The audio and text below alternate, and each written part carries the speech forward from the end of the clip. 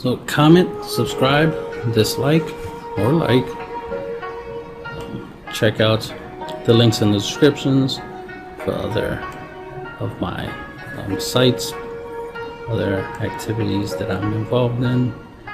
Got a whole bunch of Facebook groups you can check out. I play multiple card games, so I do music among other things, so check out the links in the description. This is Dragon Ball Super Masterclass lesson number 37. Competitive versus casual. Pretty much this is more of like just how I see competitive versus casual play.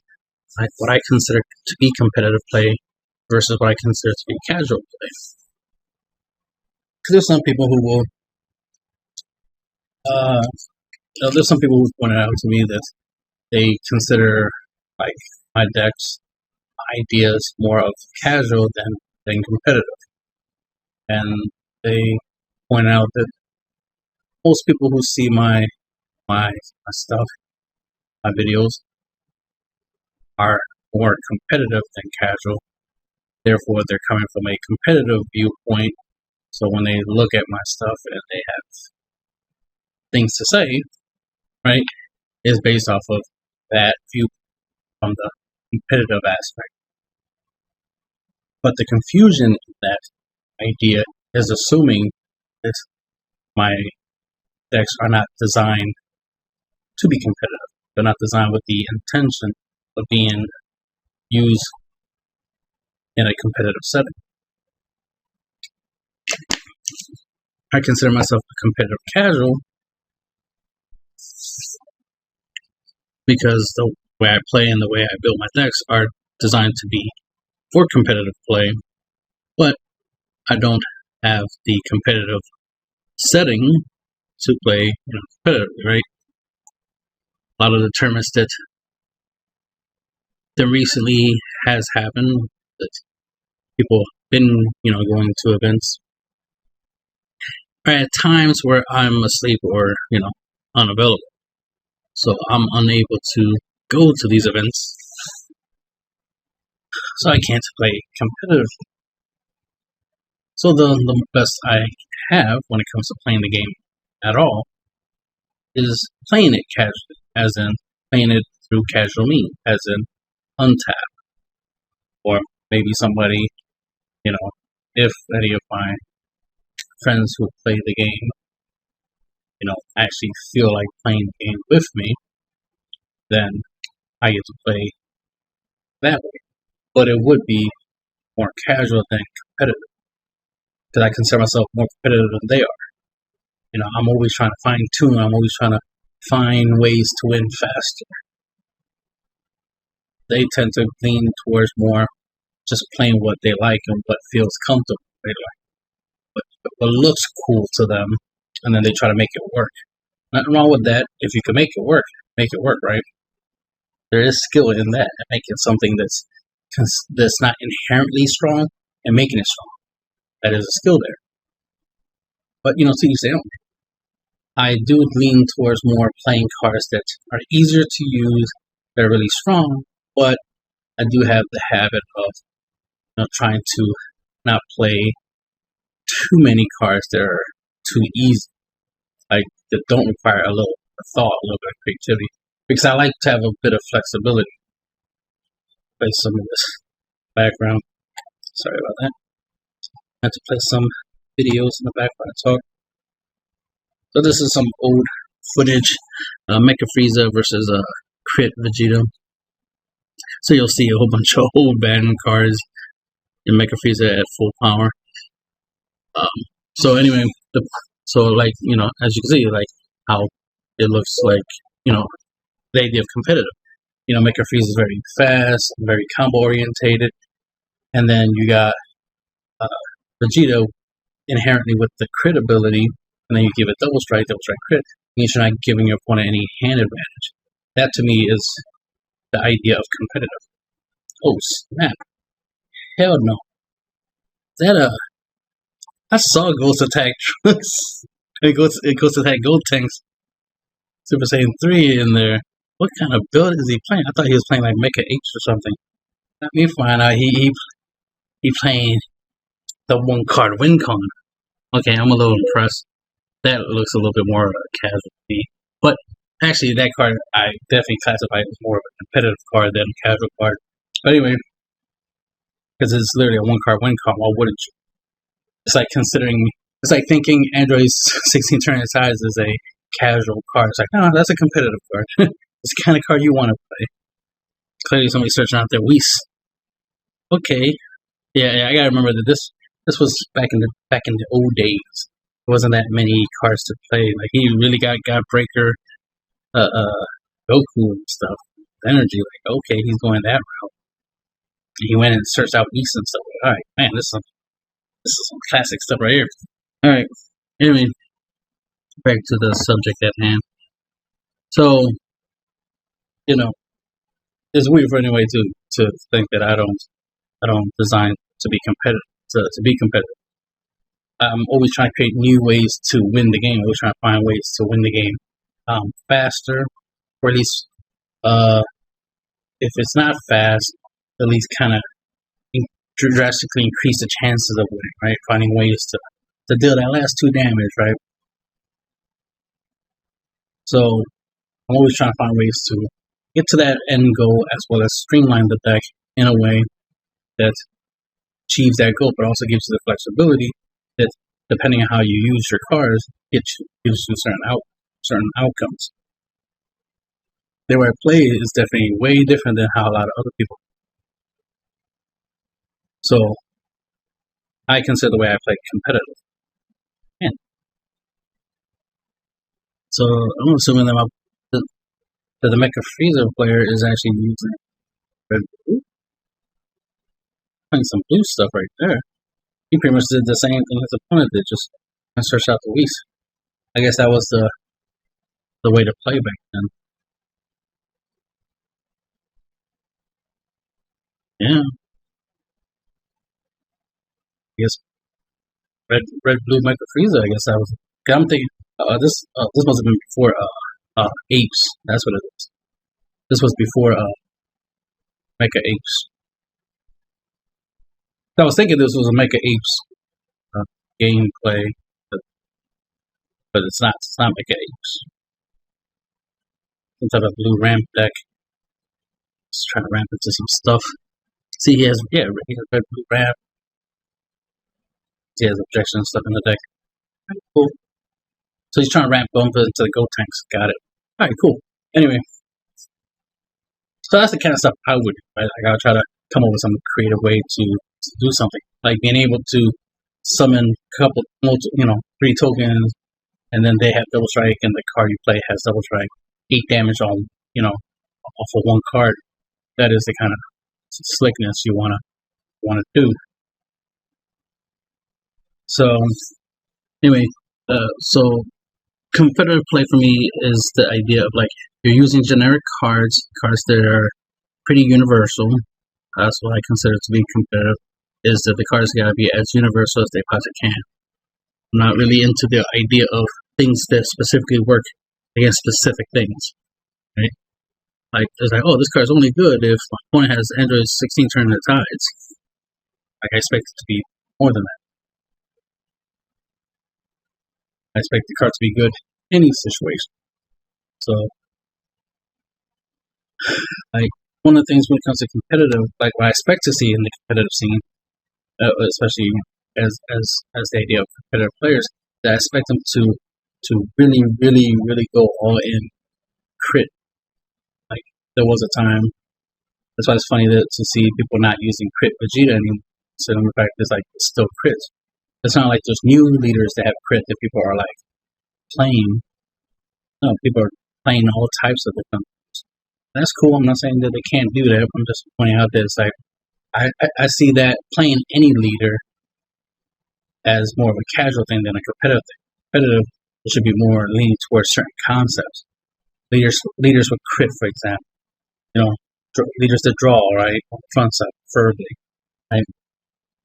Whether the leader untaps energy or draw cards, depending on the situation, whether the leader has a floodgate ability like hat check or something. Like these are the kind of things you expect to see more popular in the competitive scene.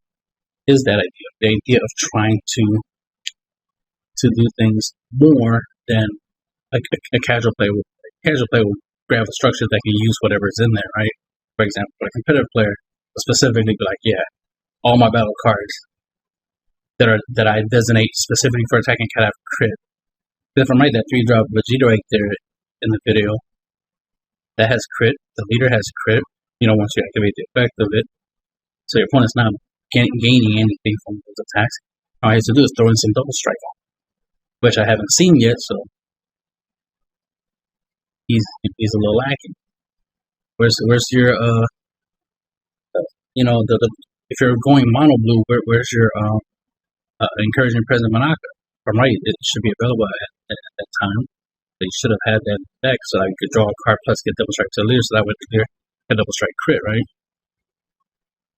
So that's the kind of stuff that I expect. And he's attacking battle cards when he should be focusing on swinging at the leader, especially with your leader, because your leader crits. You're wasting a valuable leader swing on attacking a battle card. I'd rather you use a battle card to take down the battle card, or a spell card, or option extra card, instead of wasting a valuable leader swing, especially when you have crit. Want to take advantage of crit against your opponent's leader. Right here is just a fear factor. He's afraid when attacking.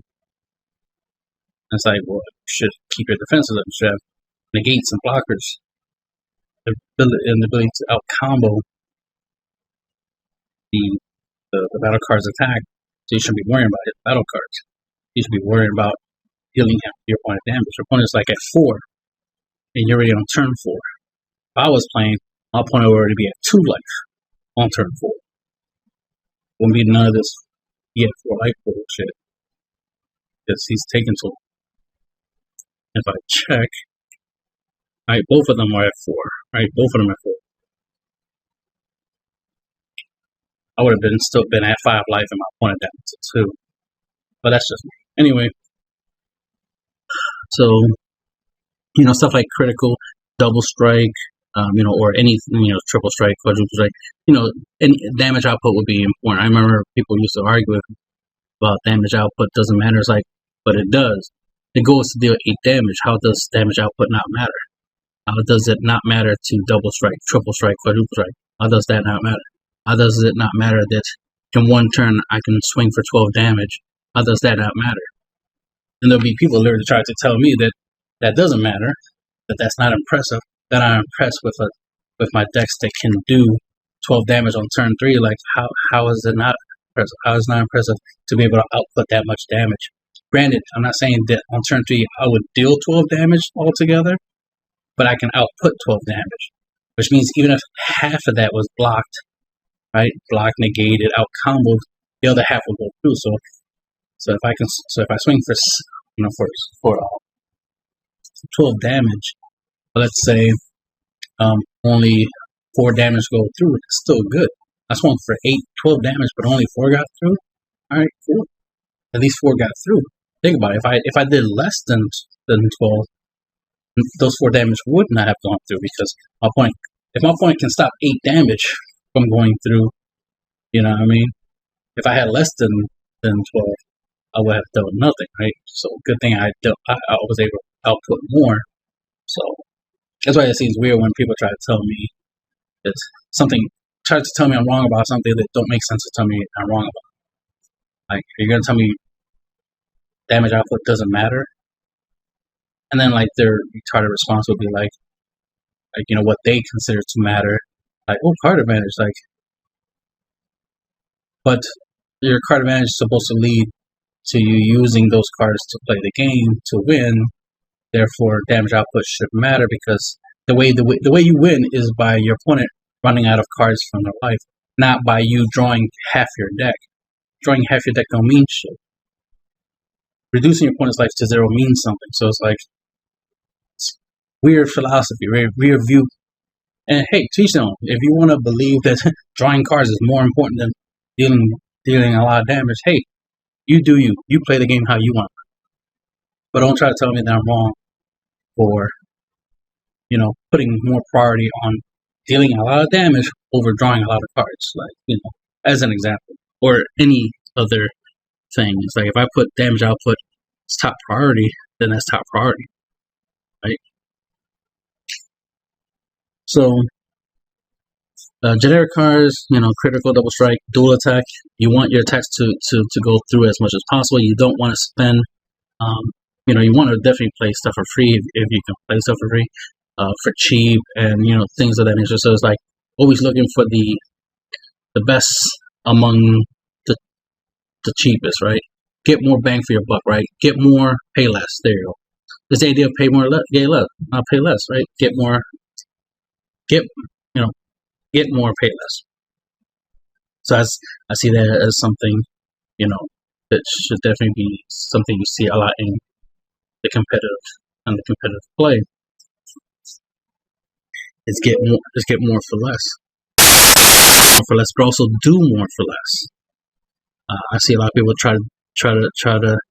I see a lot of people, especially in competitive play, do more and get less. Do more stuff, but tends to be a lot less than if I did something.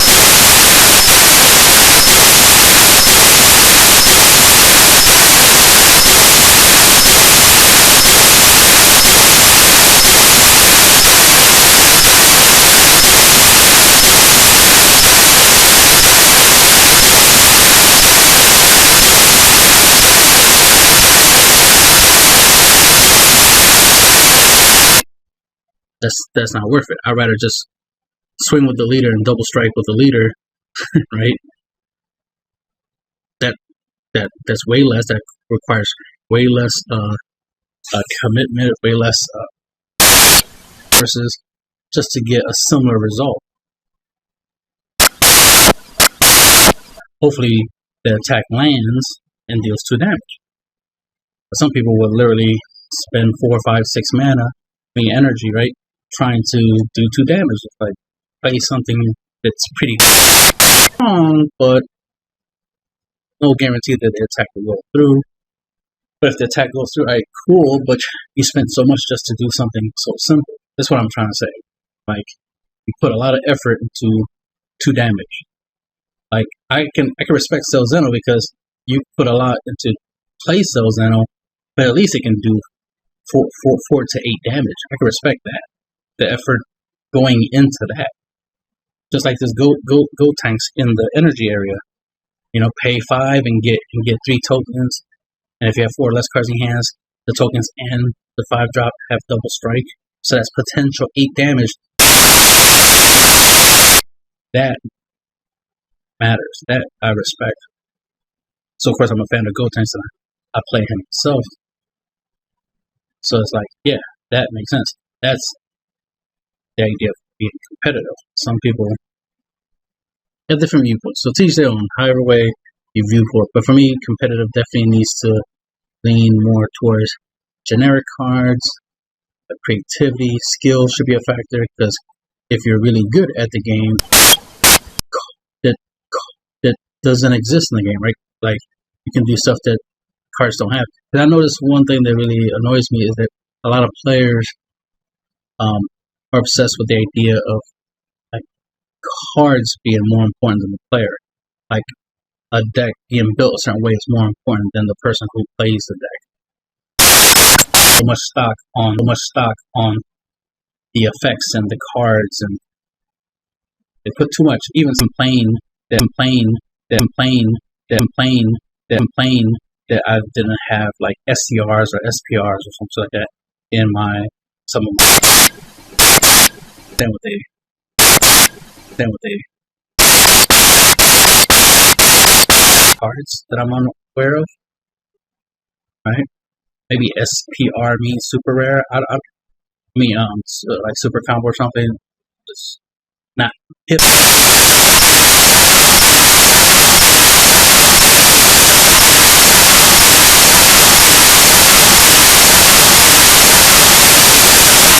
With a deck's ability to be good or to win, they're trying to imply that because the deck is not good because I don't have cards of those rarity. I don't have SPRs and SRs and stuff like that, and rares and stuff. And it's like, well, you're supposed to, play what works more than, try to play something that looks nice and fancy. It's like, okay, you like shiny cards. Hey, to each their own. You can like shiny cards all you want. Cool, good, cool, good to me. Shiny is just that, shiny. Somebody decided to print a card on foil. That's all that is to me. Foil does not equal that this card is the best card in the game. That's not how I look at it. The card has to be good, and then I judge it based off of how good it is when I use it, or when I see it being used. That determines if the card is good or not. Think about it. Objection was non-foil, was a common or uncommon. Point is, not many people respected the card at first. Even some people who top events was talking trash about objection, saying it was not a good card. But I'm one of the few people that saw that it was clearly a good card. Like, I play Magic. It's Magic. It's a ramp card. Ramping is very powerful in any energy or mana based game. So it's weird to think that a card like objection is bad. It's not. Yeah, they should ban. Yeah, they should ban. Yeah, they should ban. Yeah, they should ban. Yeah, they should ban it. I'm abusing this card too much. I'm making too many deck profiles using objection. They should ban it. It's too good. Makes the game die. Just four objection every deck. Even if I'm playing a green deck, a red deck, a yellow deck, objection. Right? Objection.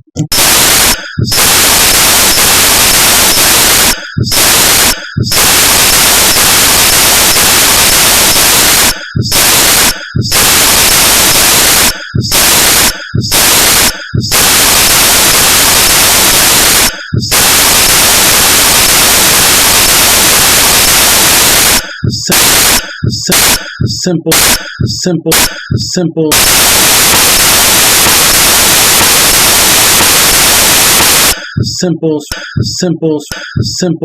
Simple, straightforward. You want to do as much damage as possible, as quickly as possible. You want to make sure your attacks are hard to stop.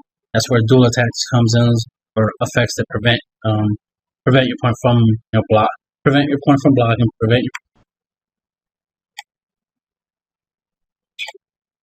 So, casual players.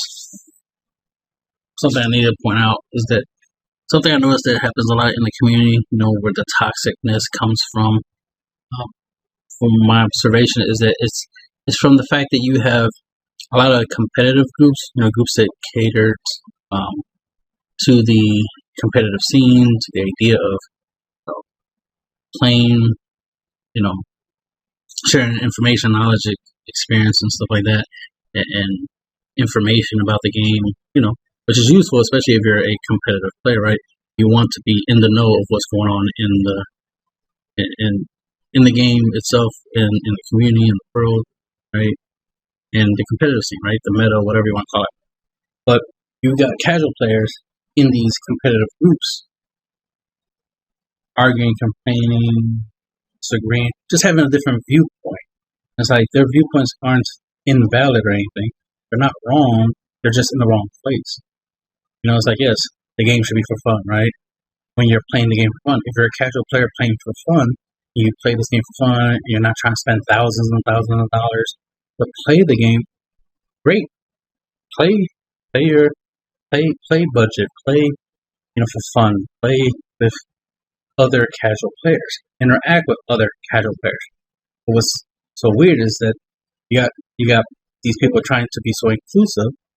Fortunately, you got these casual players want to be inclusive, right? They want to be part of something, that they will go to a competitive group and then just be there, as a casual, and then be complaining about stuff.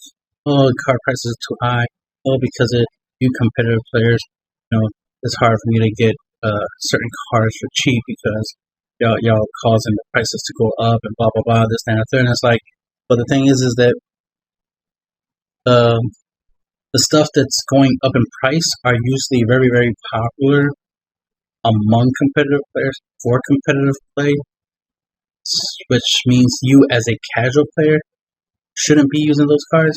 You know what I mean? Like, not that you can't use them. I'm not saying you're not allowed to use cards. You can use whatever you want.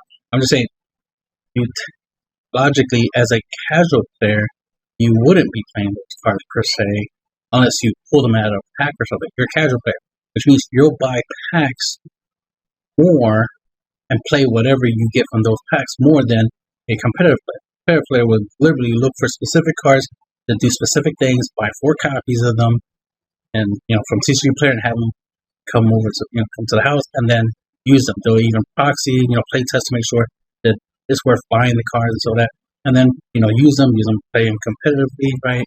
Be really good at an event with these cards, and then of course supply and demand, right? Some people are going to see it, some going to want to play the same strategy. They like the idea of the cards, and then it goes from there. That's why in the secondary market, right, which is more for competitive players than casual players, the secondary market, yes, of course, a lot of cards are going to be expensive on supply and demand. There's not that many supply for the demand.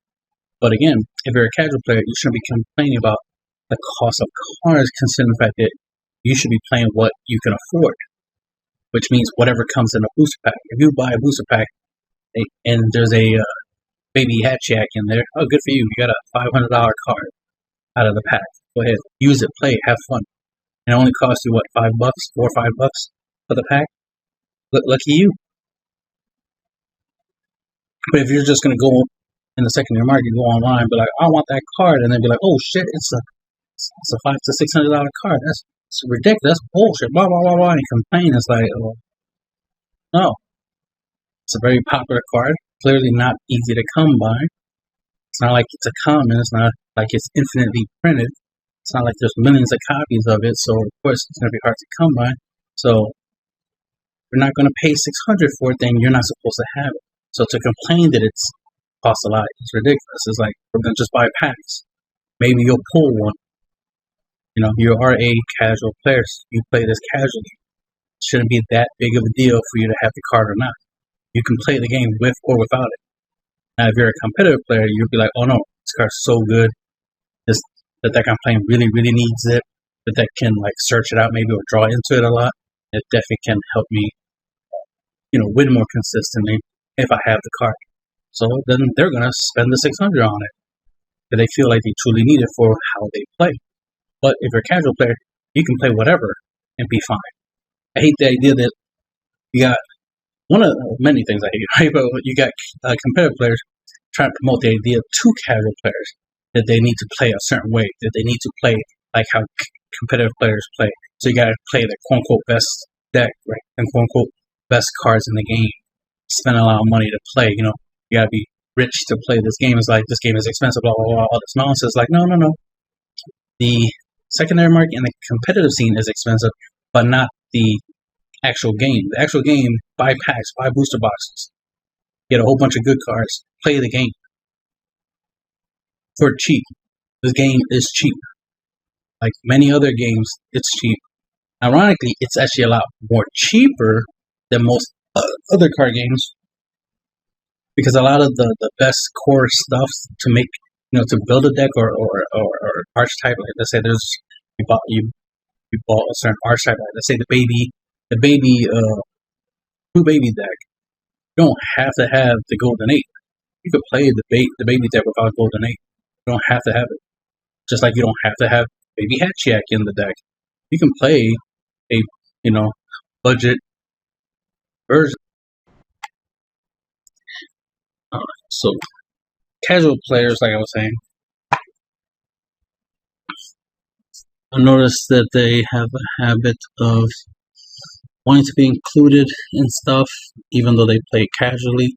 Like they play for fun, they have access to stuff like Untap, they can watch content, watch people play Dragon Ball Super, all that good stuff. That's what a casual player is supposed to do.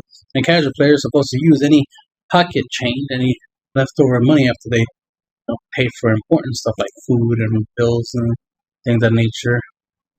And then buy a couple packs and play with whatever's in there. And every time they buy new packs, that just allows them to get new experiences and they can have fun and enjoy the game a long time for very, very little money. Problem happens is when they want to do what people are doing that they're not a part of, right? When you have, what I'm saying is, you have casual players trying to play competitive decks, but they're still casual players. So then they say have the casual player mindset, so then they complain, and that creates problems. I agree that there is a level of toxicness, right, in the community, right? But toxic players are toxic players. That has nothing to do with the community or the game itself. Obviously, never has anything to do with the game. But because the game is just pieces of paper with pictures on it, they have nothing to do with how humans behave with one another. That's you blame the players. You blame the player, not the game, right? So something I noticed that I see a lot is like in these competitive groups that are literally, catering to the idea of competitive play. You have casual players in there. Like they'll, just because they have a Facebook page and, oh look, here's a group about, the card game that I play. Let me join it. And not realizing this, this is a competitive group, as in this group largely caters to the idea of sharing information, news, things that are useful and relevant for the competitive scene, not for fun, right? As in the idea of just doing shit just because you can, as opposed to doing shit that's been proven to be useful, to be good, and so on and so forth, right? Now, some people will see me as a casual, right, and see that me not using super combos all the time as a casual player type thing, but that's incorrect. But to each their own. But it's it's that idea that's like most of the toxicness comes from the fact that you have two groups, two different viewpoints coming at each other. So the toxicness in the gaming community usually comes from the casual side more so than it does from the competitive side. Right? Competitive sides have a way of looking at things, and they are real specific on what they're doing. Right? They're not wrong for wanting to play the way they play. However, they're not without fault, of course. The competitive scene can be a little bit too much. The idea of trying to constantly preaching the idea that you got to play a certain deck or type of way. While casual players are like, oh, play whatever you want, and this, that, and the third, and have fun. It's not about winning and all this extra stuff. It's like, that is true when you're a casual player. But when you're a competitive player, you want to play what works. Now, I always encourage the idea of what works for you, not what works in quote unquote in general. Right? What works for you. So if a fun deck works for you, then a fun deck works for you, right? If a structured deck works for you competitively, right, then a structured deck works for you competitively, right? Buying a whole booster box, building a deck from just what's in there, taking that to a tournament, for example, right? That works for you, then that works for you, right? To each their own. But if playing specific decks with specific cards, specific ratios, that's where the net decking comes from, right? If you're going to if you're going to go that route, okay, that makes sense that you want to go that route. If that works for you, all right, fine, it works for you. It doesn't work for everybody, but if it works for you, or you think it works for you, then so be it. You do you. But you get this issue with casual players, talking about, from their point of view, about subjects that they're not part of. Like they'll talk about the competitive scene, even though they're not part of it. Right? They're talking about something they don't really know nothing about. They don't have experience with it because they're not there. But they're not in that category. Or at least they don't study it, right? They don't try to keep track of the meta and what other people are doing. They don't watch a lot of competitive content in order to understand the competitive scene, the competitive players. That way they can get along. You have two different viewpoints that don't understand the other side, right? Because think about it, competitive players will look at a casual player and be like, but why would you deliberately play a card that is not as good as another card? You know, this card is better than that card. Why would you play that card and this, that, third? Like, you know, right? Because they're always looking for the best. So they consider anything that's not the best to be the worst. Even though that's not, you know, obviously, even though that's not true. It's, you know, just because there is a better version of something does not mean that the original version isn't good. It's just that if there's a better version, there's a better version, right? If something is better, then it just so happens to be better. Oh yeah, let me play some footage in the background. Sorry about that. So this looks like some casual play right here. So, you know, you're just going to play as a competitive player. You're just going to play, you know, like what card-wise, you know, like effect-wise, and what the card can do. You know, that's really good, more than a card that is halfway decent, but you truly get the most out of it is if you're creative with the card as opposed to just like playing a really good card. Like, for example, I'll use Godzillion Trunks for example. It's like Godzillion Trunks, that is definitely a competitive card, right? That's a card that I do expect to see competitive players play. I don't expect to see casual players playing it, unless they are copying off of the competitive player, right? They're copying off the idea that, hey, yeah, I need this card to counter a certain play, and I need it to be for free, and so on and so forth. Like, I do expect, you know, competitive players to play something like that, and, you know, Baby Hatchick and so on and so forth. I definitely expect competitive players to lean towards playing ultimates. Like, they're essentially the market for ultimates, not really casual players, right? Because if you really wanted casual players to play ultimates, you will make the ultimates not SCRs or something like that, right? Make them common so that way everybody, you know, casual players can have access to it. That's another thing about casual. Competitive is that casual they value money more than they value cards, right? They value, you know, they don't want to spend a lot. They want to have fun. They want to do cool things, and they want access to the cool stuff, but they're not willing to pay for it. Part of why they complain that the secondary market, you know, has expensive cards, and they try to complain about that competitive players are to blame for that, and so forth and so forth, when that's not 100% the case. Plus, at the same time, it's like you, as a casual player, you don't need at all a lot of the cards you think you do. It's like you could just play a whole bunch of commons, uncommons, for cheap, have fun. You know, I've been doing that for a long time. Earlier I mentioned the idea that I'm a competitive casual. I'm not just because I don't go to a lot of tournaments that I'm competitive casual. It's also the fact that I play with the mindset of a budget player. You know, I'm trying not to spend a lot of money unnecessarily. You know, I'm definitely not net decking. I'm not chasing shiny cards. Definitely not trying to bling out my deck. I'm the opposite. I prefer my cards to not be foiled. So that's the classification for me. You know, I definitely play with the intent, you know, with the mindset of a competitive player, but not with the budget of a competitive player, if that.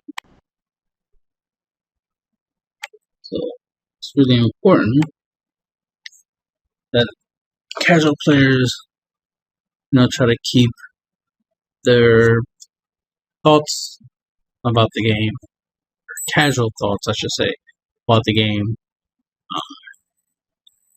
to themselves. You want to share them with other casual players, that's one thing, but, you know, you're only making things worse for yourself, and you're creating a unnecessary situation, unnecessary problem in the community, You got groups of people who do things differently, interacting with each other.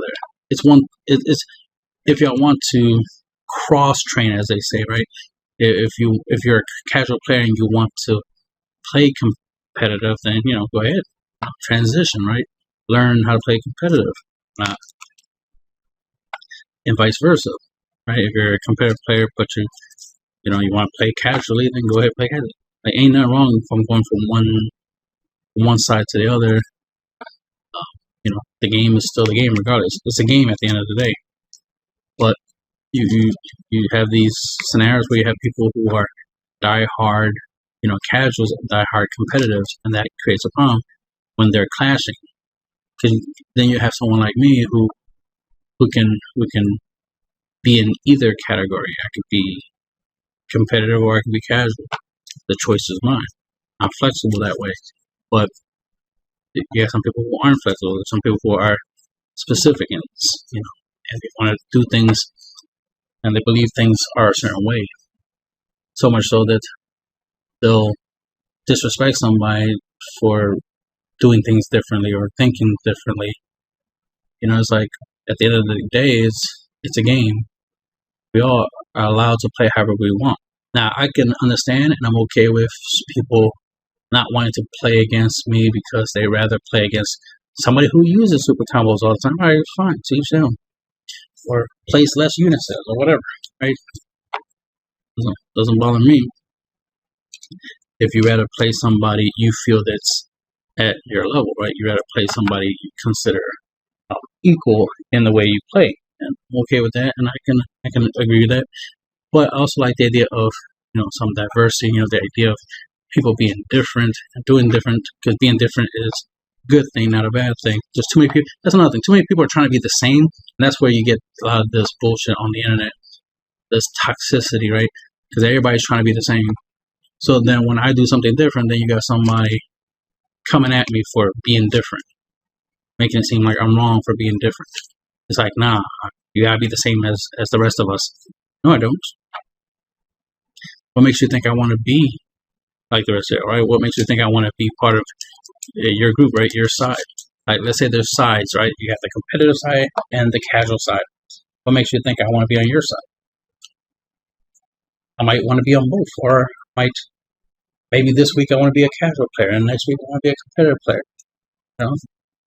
Maybe the week after that, I just don't care about card games. I'd rather be doing something else. The choice is mine. That's what freedom is, right? That's what free will is about. Your own choices, doing what makes you happy, as long as it doesn't negatively affect anyone else, right? But you got people who are so specific about what they care about and what they want that they make it like it's a blanket thing. Like, well, everybody plays super combos, so you should too. Doubtful. There's probably like 112,000 people that bought a whole bunch of booster packs, maybe pulled one super combo or none, built decks, and didn't use super combos. And they're right now playing the game about super combos. But then there's the fact is, like, it's not mandatory to play super combos. You know what's mandatory? Playing a leader. Duh. You gotta play a leader. Your deck is invalid if you don't have a leader.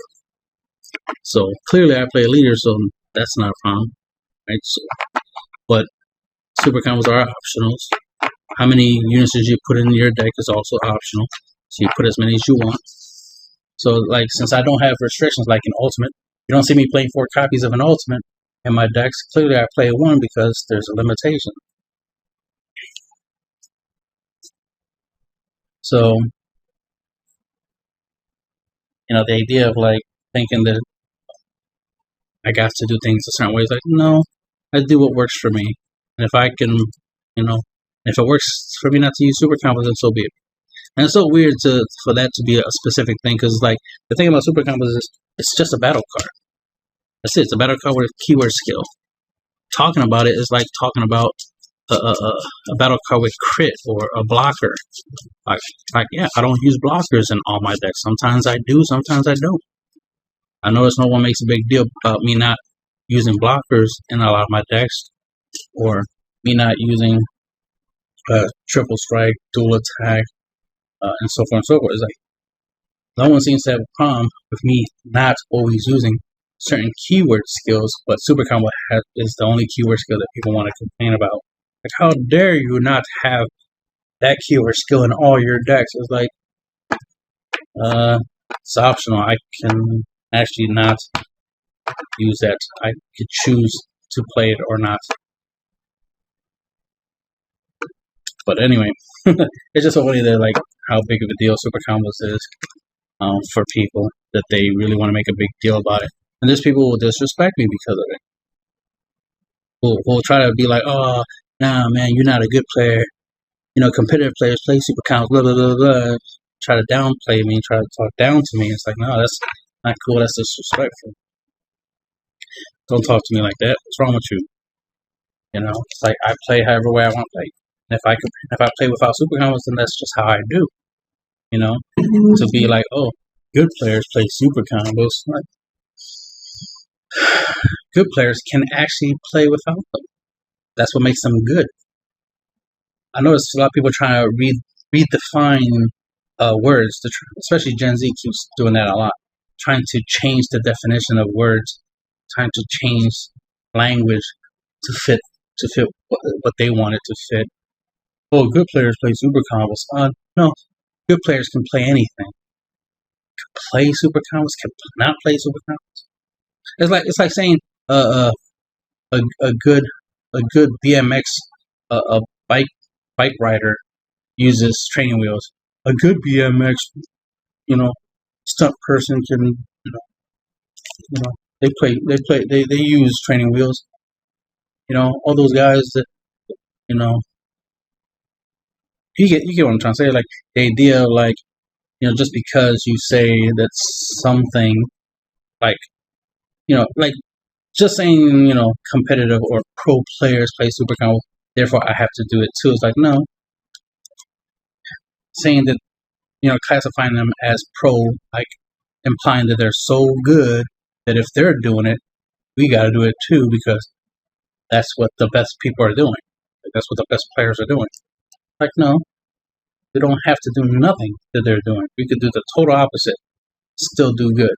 What matters is dealing 8 damage. Can your deck deal 8 damage?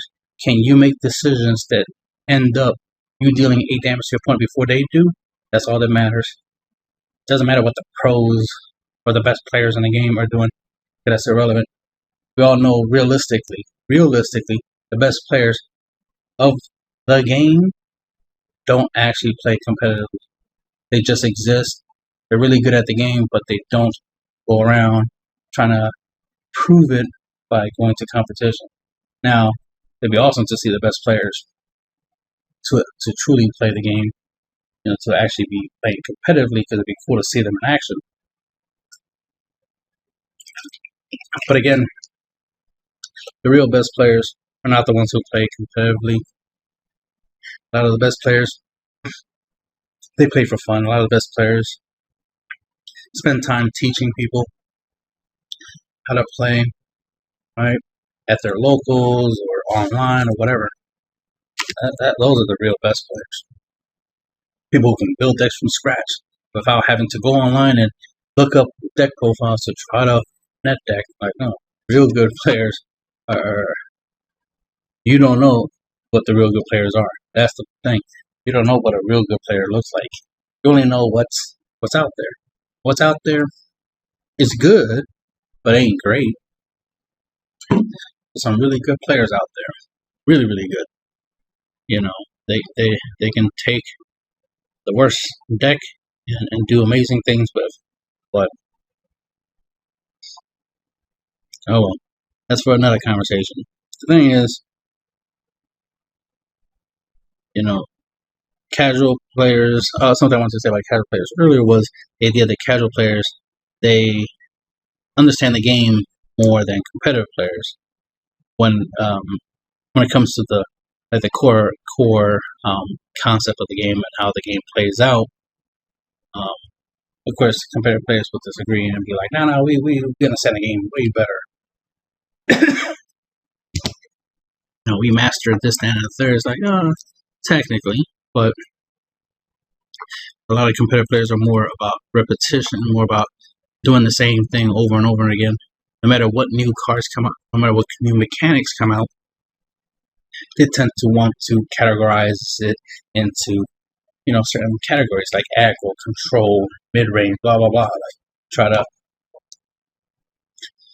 they try to simplify it and put things in certain categories and go from there. Then it's all about memorizing, right? Play testing over and over again so you can get muscle memory. That's the only real reason they play test. It's not to fine tune the deck. It's not to figure out what's the best ratio or build. It's actually more for repetition. It's more for muscle memory, just for you to get used to playing the deck over and over again, so you don't have to think about your play lines when you're playing. You just play your plays, right? But at some point, you're gonna have to think. You're gonna have to outsmart your opponent. You're gonna have to change from your basic play lines to different play lines based off of what your opponent does, right? And the better you are at the game, you're better at those aspects. Oh damn, I'm not even playing the video in the background. Sorry about that. But I personally noticed that a lot of people tend to do very little damage. They play, competitively versus casually. They tend to be extra cautious about dealing damage when you expect them to deal more damage more quickly. Take advantage of the first 2 turns and deal the most damage in the first 2 turns. Specifically with crit, you think all of their attacks turn 1 and turn 2 will be crit, double strike crit, that kind of stuff. That tends to not be the case, which is weird, because you think that would be the competitive thing to do. I like the fact that I'm seeing the double strike green, or the God Goku, double strike God Goku versus the Soul Striker Goku, because a leader with double strike, that shit busted. It'd just be nice to, obviously have a way to give it crit, so that way it'd just be even more devastating. Because think about it, in 4 turns of you swinging with that leader, that's 8 damage. It's definitely one of my favorite, the old school leaders. I have a whole bunch of leaders that I have in a deck box whenever I want to play a certain deck. Anyway, I don't want to take any longer than I already have talking about, competitive versus casual, my viewpoints on it. This is more, instead of like bullet points of competitive versus casual, the comparisons, it's just my viewpoint about what I think makes competitive, what makes casual, and then of course, some of the factors of the part of the issues in the community, where we get complaints about people talking about people being toxic and one largely stems from the 2 different groups of players interacting with each other.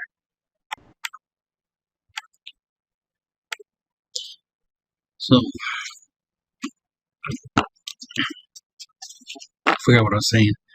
Technical difficulties, but just prepare yourself. The competitors, the casuals and competitors definitely need to try to respect the other side's point of views, because I know a lot of times I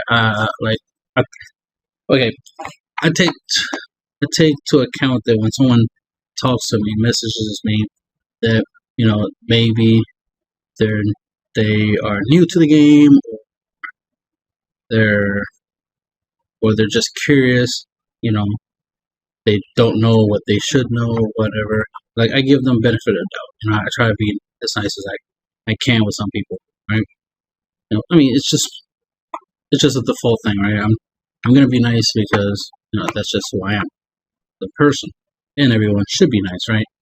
But then there's times where people just push, right, and go a little too far, and it's like, okay, now I gotta start assessing who I'm talking to.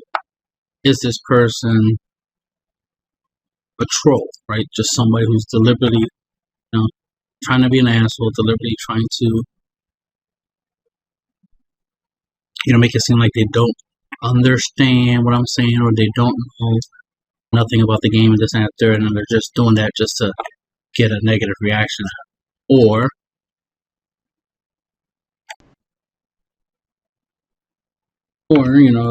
they're just, like an asshole just trying to, disrespect me.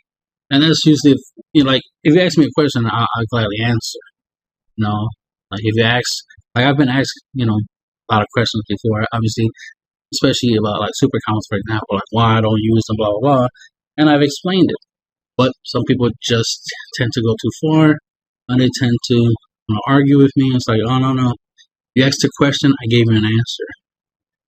The answer should be satisfactory because it's the answer. If you ask me why, I told you why. And that's it. There is no debate. There's no disagreeing. I said what I said. Remember, you're asking me a question because you don't know the answer. It makes no sense to disagree with me as if you know what the answer should be. Right? That makes no sense. It's not how that works.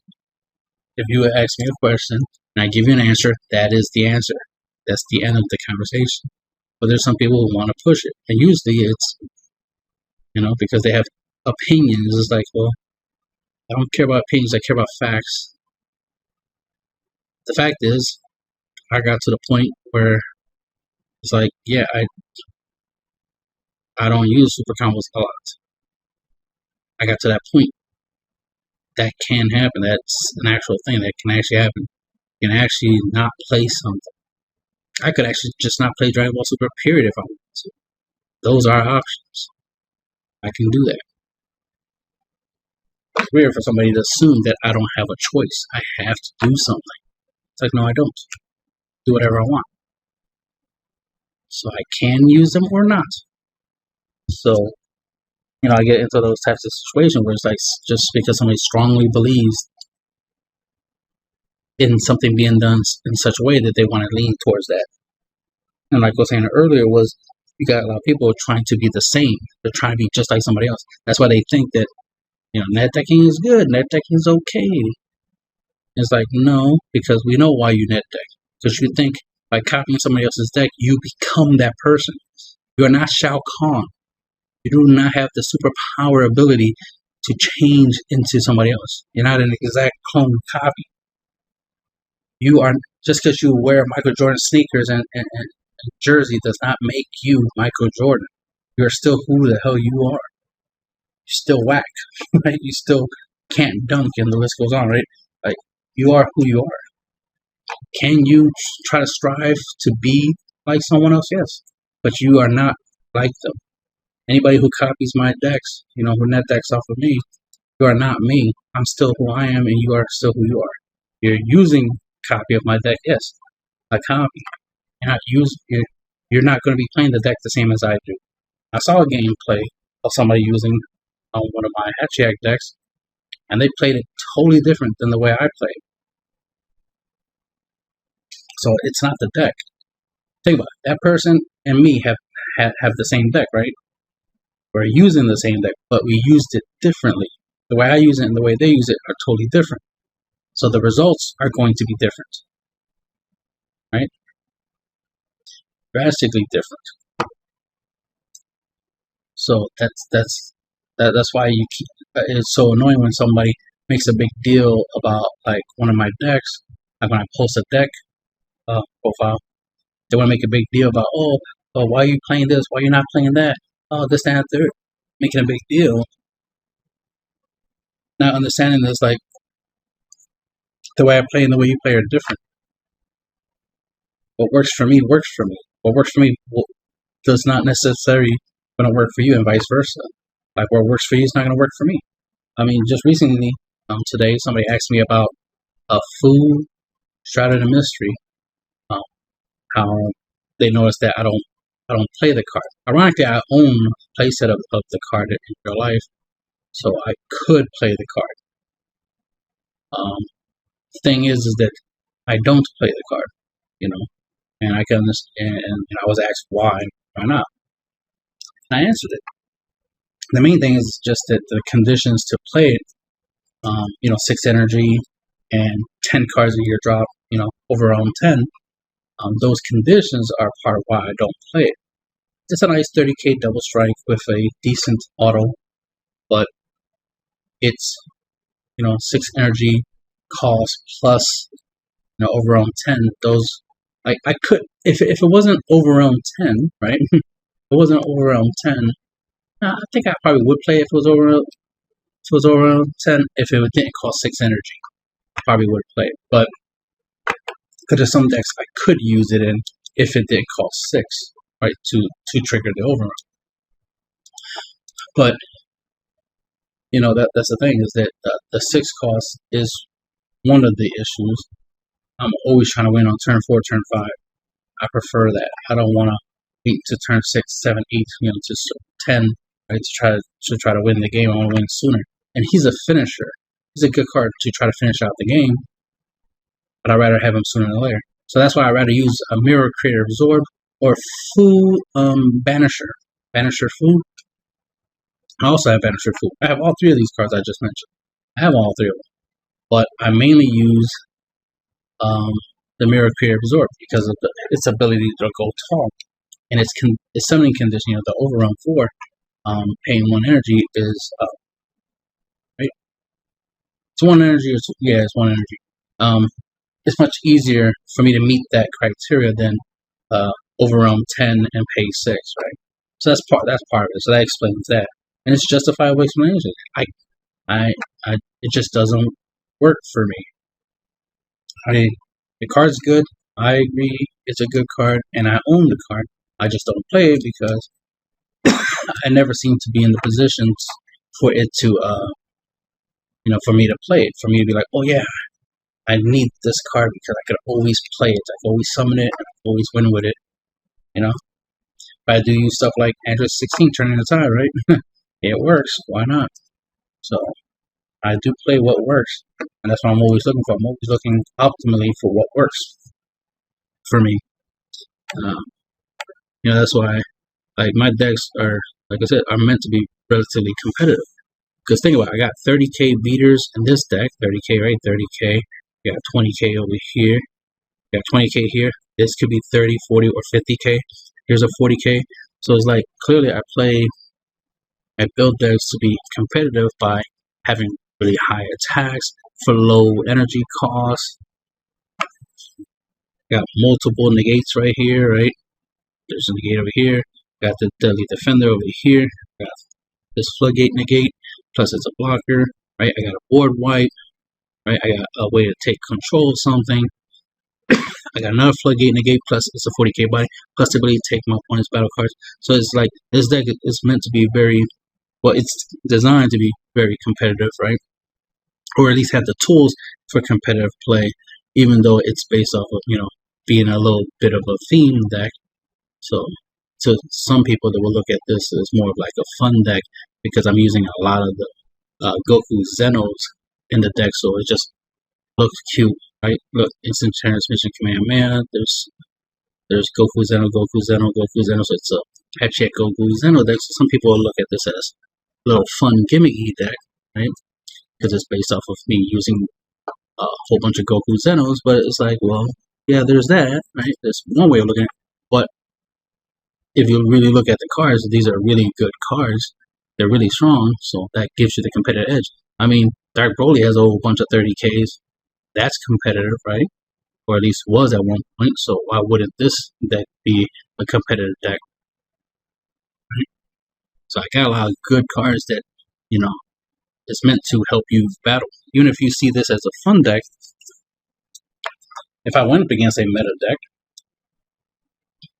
I would do a lot of damage. My opponent's going to struggle. It's not going to be an easy one-sided battle. It's not going to be a free win, as some people call it, right? It's like, no. This deck is as serious as it's going to get, right? This is a serious deck, even if you consider this a fun deck. So, And you know, in the term, some people like to use the term bad, like, you know, oh, this deck's terrible, or, you know, this deck is bad, or you're bad at building decks or something. You know, that type of nonsense. It's like, okay, what if I am bad? You think that's a good thing for you to point that out? That makes you look like an asshole, don't you think? Saying that I'm bad, pointing out that I'm bad, right? And if I am bad, why don't you help me, right? Why don't you teach me the ways of being good if you think you're good, right? It just seems a little weird that some people will try to talk down to somebody. Because even if I think I'm better than somebody else, even if I think somebody else is bad, unless they disrespect me, I'm not going to tell them they're bad. You know, I'm going to just keep that to myself. Unless the goal is that I want them to get better, then I'll point out that, you know, their playstyle is relatively bad. Here's some ways to improve, or your deck ratios are not optimal. Let me give you some tips on how to optimize the deck. Like, that's how you do things. If you think someone's really not good at something, the nice thing to do would be to help them get better, not just be like, oh, you're bad, you're terrible, this gives me cancer, all this ignorant stuff. And then, but you're trying to make it sound like you're a good person, but the way you're talking doesn't sound like what a good person would do. A good person wouldn't go around telling people they're bad at something, especially something simple and, as I'll say, as childish as a card game. Like, this is a game. It ain't that deep. For anyone to be telling me I'm bad just because you're not a fan of my deck list. All right, cool. You don't like how my decks look, fine. You don't have to. They're my decks, not yours, so I don't care if you don't like how they look. What I care about is how they function, how they work.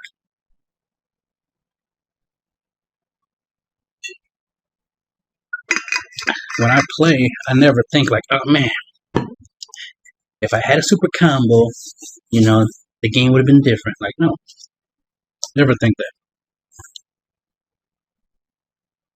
Because it's just 10k combo power. You know, it ain't that deep. But for other people it is. But for me, it's not that deep. I'd rather not combo. I'm trying to get to the point where I use no energy. Right? Everything I play for free. I don't combo unless it's defensively. But even then, I don't want to combo. I'd rather block or negate, and then do a lot of damage. 2 damage, 3 damage, 4 damage. You know, I want all my attacks to be unstoppable. Burn or mill and destruction, whatever. I want all of that, all boiled into one power, right? Basically, the Infinity Stone of Dragon Ball Super card game, right? I want all these cool abilities. So, since I don't play super combos, that's one ability I achieve. I surpass super combo. I don't like to combo offensively or combo defensively, if I combo at all. So that's why I have no problems with playing a whole bunch of unisons, because I don't need to, you know, stop every attack by discarding cards from my hands. I'd rather negate, block, play something that makes it hard for my opponent to attack my lead in the first place, like a deadly defender, for example. I'd rather do things like that, right?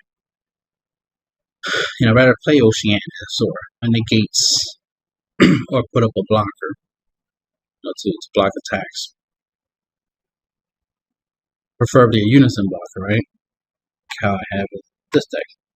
Right? I'd rather, you know, block attacks with Raditz or Gotenks, you know, or Shenron, right? Oceanus, you know, I'd rather do stuff like that. And if I have to deal with my opponent's board, you know, board wipe, like Photon Wave, for example. If I'm going to discard a card from my hand, right, to try to stop an attack from dealing damage, yeah, I'd rather use 4-star ball, because I can always get it back with Goku and then use it over and over again if I need to. That's the thing. I'd rather do what everybody else ain't doing, And I want to be the best at doing it, right? I want to be really good at not needing super combos, not even needing combo power. By playing a whole bunch of, 30Ks left and right, 40Ks. Shit, I would like to have a deck with a whole bunch of 40Ks. That's the next goal. Right now, 30Ks is where I'm at, but man, it would be nice to have a whole bunch of 40Ks to swing at my opponent with every turn. Ironically, I do technically have a reusable 40K in this deck, and that's the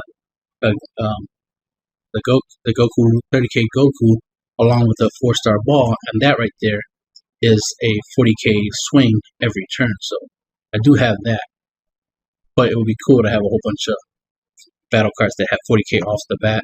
But as you can see, I do have a way to swing 40K every turn with Goku and the 4-star ball.